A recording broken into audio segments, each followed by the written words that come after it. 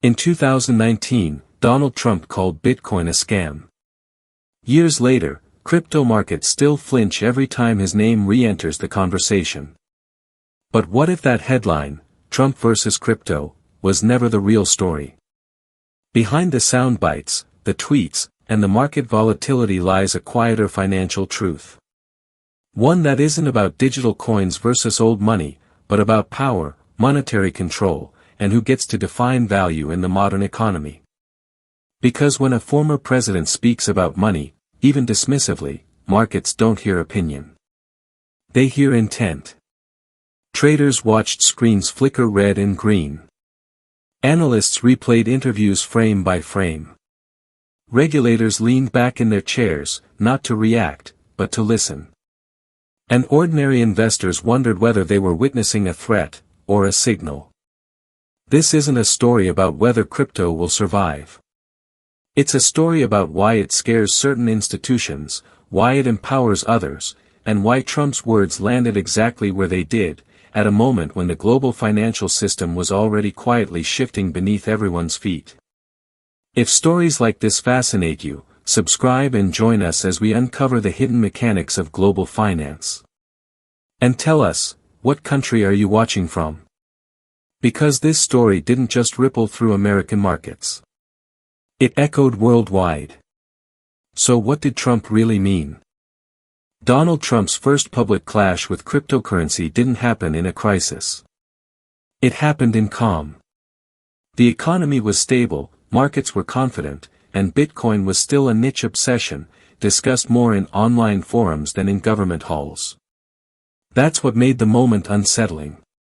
In July 2019, the President of the United States looked at a decentralized digital currency and dismissed it as thin air.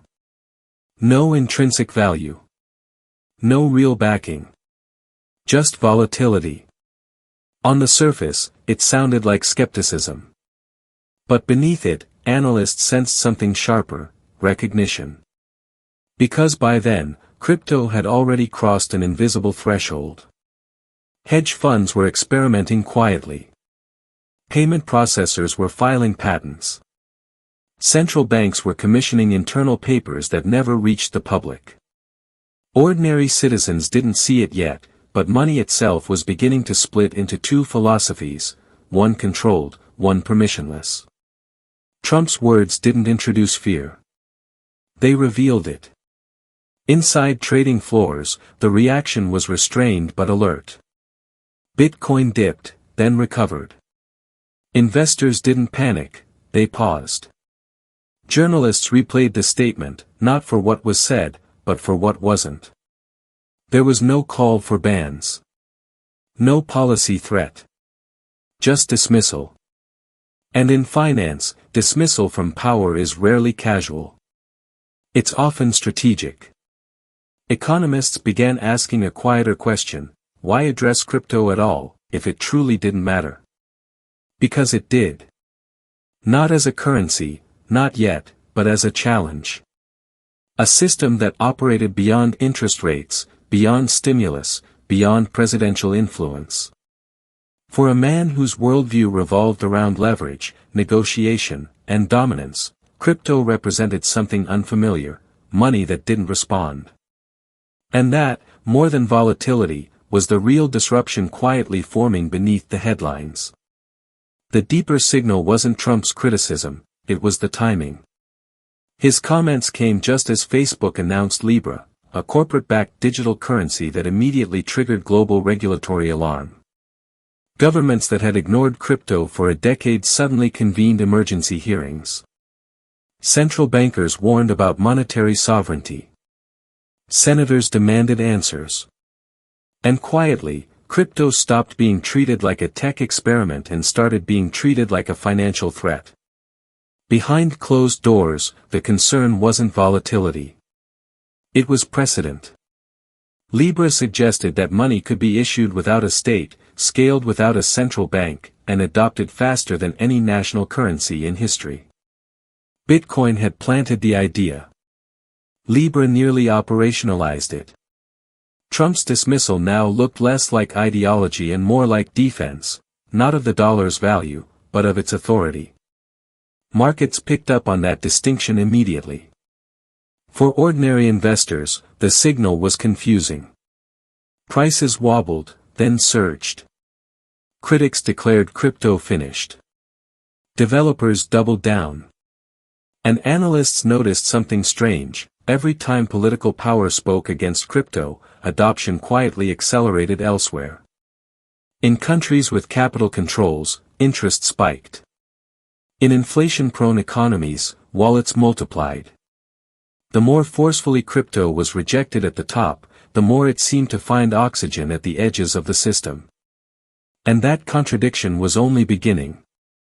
The moment the first mainstream coverage of Trump's crypto comments hit global news, trading floors in New York and London shifted subtly, almost imperceptibly.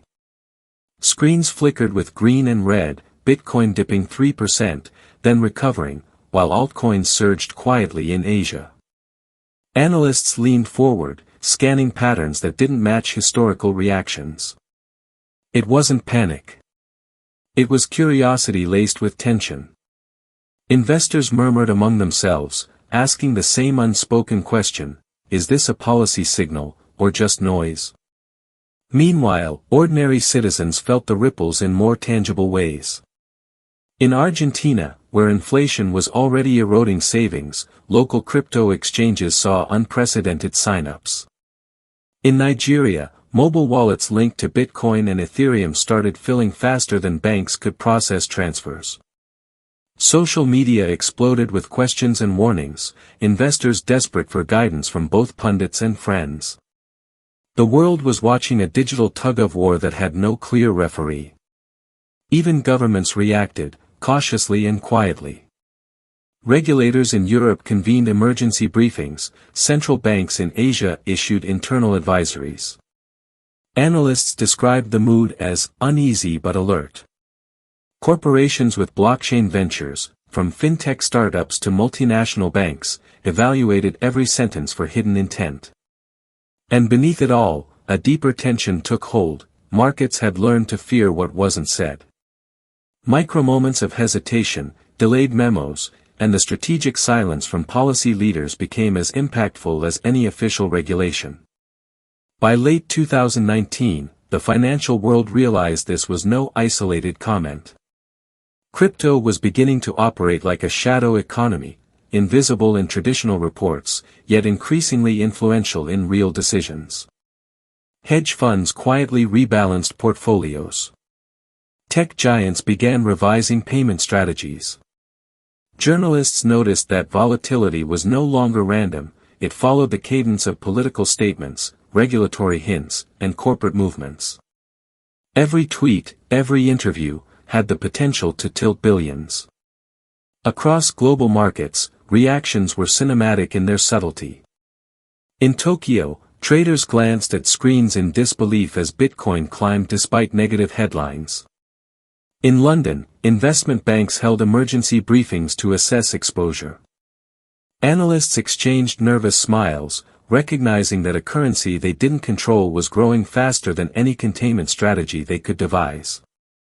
Ordinary families in Venezuela, Lebanon, and Turkey found themselves adopting crypto not out of speculation, but necessity, a hedge against economic instability governments could no longer manage effectively. Even Trump's inner circle began to see the larger narrative. This wasn't just about digital coins, it was about perception, authority, and influence. Words were weapons, silence was strategy, and markets, global, fast, interconnected, were listening. And for every person trying to understand crypto's logic, there was another layer, the quiet realization that power itself was being tested, in real time, on a scale previously unimaginable. The financial world had reached a tipping point. By 2020, the story had shifted from headlines to consequence. Bitcoin had surged past all previous records, while governments scrambled to understand its growing influence. Ordinary investors who had shrugged off the warnings suddenly held fortunes in their digital wallets.